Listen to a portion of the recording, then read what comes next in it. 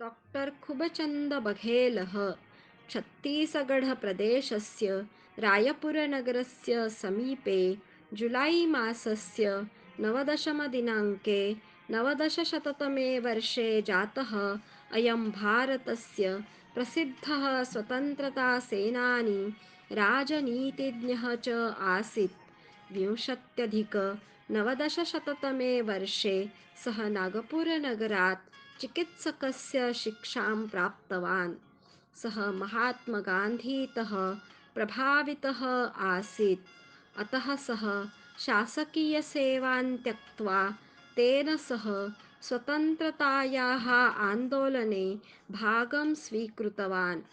24अधिक 1900तमे वर्षे भारतछोडो आन्दोलनस्य समये सः कारागारम् अपि गतवान्। स्वतन्त्रतायाः परं सः काङ्ग्रेसदलं त्यक्त्वा आचार्यकृपालिनेः किसानमजदूरप्रजापार्टीदले सम्मिलितः जातः। 25अधिक 1900तमे वर्षे सः होलीपर्वसमये परम्परागतं किसबिननाच नामकं नृत्यं प्रतिबन्धितं कारितवान्। सः पङ्क्तितोडो आन्दोलनम् अपि चालयितवान्। ततः परं सर्वे जनाः जातिगतभेदभावेन विना एकस्यां पङ्क्तौ भोजनं कर्तुं शक्तवन्तः।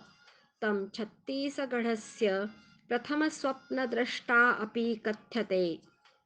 फरवरी मासस्य 22तमे दिनाङ्के